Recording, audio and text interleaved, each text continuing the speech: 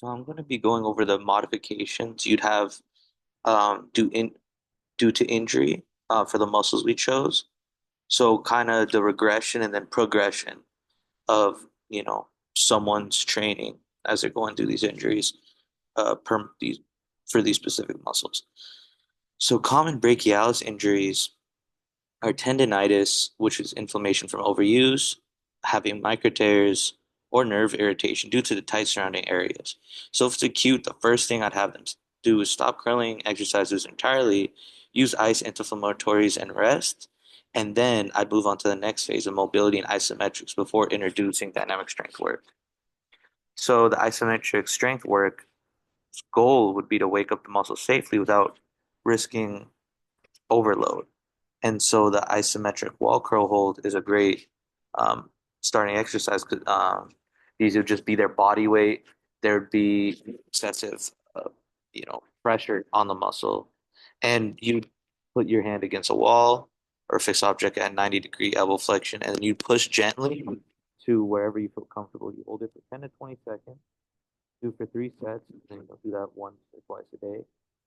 Another thing would be the isometric biceps, like brachialis squeeze, um, where you hold a rolled out with a light ball and you squeeze hard without actually curling. This would activate without using dynamic movement. Some of the exercises provided, but due to time constraints, I'll skip over them, but they're still there if you desire to watch them. So now to the next phase of the light eccentric controlled concentric work. The goal would be to reintroduce strength with control. Um, and the exercises to do would be a band assisted hammer curls would be very light resistance. Um, Tempo cable reverse curls that should be very light and the emphasis would be on the tempo of the time. So you would have 3 seconds of it going up, hold it for a second, and 3 seconds going down. And then forearm extensor work because sometimes strengthening the antagonist muscles, in this case the forearm extensors, helps balance the stress that the brachialis is going through. Um, Using wrist extension with bands or light dumbbells would help a lot. And so now into the biceps brachii. The common injuries for that is biceps tendonitis, which is the inflammation of the tendon. Biceps tendinosis, which is a chronic version of tendonitis, where instead of inflammation, it's degeneration. Bicep strain, there's 3 grades. One would be micro tears, grade 2 would be partial, then 3 would be a full tear. That would need surgery, and then a bicep tendon rupture, which would be a complete tear. Um, you need surgery and then get rehab after the surgery. So for the tendonitis and tendinosis, the goal would be to reduce inflammation and then restore strength. So again, uh, you do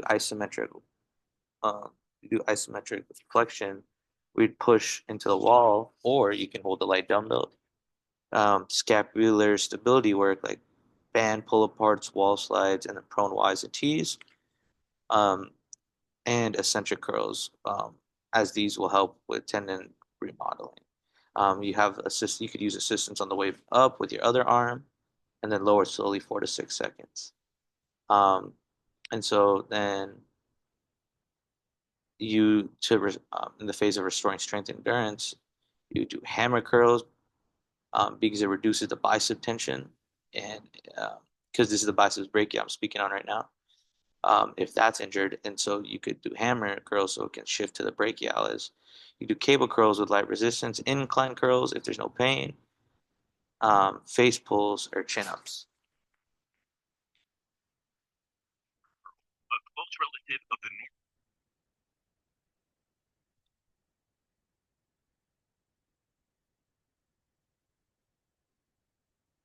If it's a grade 1 to 2 muscle strain, the goal would be to regain the range of motion without re-injury. So in the early stages, you'd engage in pain-free range of motion, like flexion extension, light isometrics like the wall push or the dumbbells we hold on, or I spoke on, banded elbow flexion, and then later stages, like I spoke on, the tempo curls, cable curls, hammer curls, and the wrist supination with a dumbbell. After, if you had surgery for a rupture, you'd obviously follow post-op protocols strictly, The typical rehab involves immobilization, passive range of motion, active range of motion, light resistance, and then functional movements. You start with physical therapy and then move toward gentle curls, isometrics, and central loading in phases. And now to speak on the brachioradialis, the common injuries are tendinopathy or tendinitis, um, muscle strains or radial nerve irritation. In the acute phase, the goal would be to reduce the inflammation and maintain light movement. So you'd ice it 15, 20 minutes, 2, 3 times a day, gently stretch it, um, and then you just avoid, gripping or pulls or pulling movements or like hammer curls. And then this would last 3 to 7 days depending on the pain.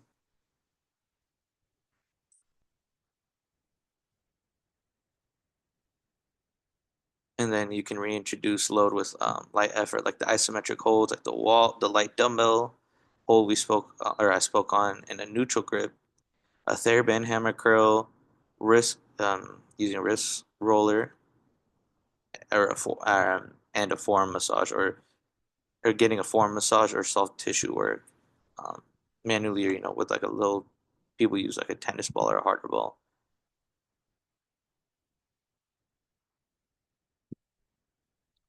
And then the strength rebuild and hypertrophy, the goal would be to start rebuilding strength in the brachioradialis and supporting structures.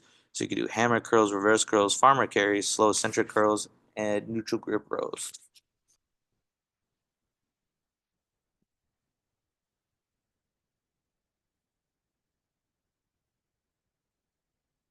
And then to return to full performance, after going through all the phases correctly and, feeling that you're going back to full performance, you resume full workout with proper form, smart volume. So like the standard hammer curl with progressive overload, barbell reverse curls for load, feature hammer curls, focusing on isolation, and then continue wrist and finger mobility. And then you include antagonist work, like working on your wrist, extensions, and biceps. So to wrap it all up, it does feel like I rushed through a bit. However, I felt with the monthly to in terms of exercising, I had to skim over it, but there's videos in there, if necessary. Yeah, that would conclude our presentation.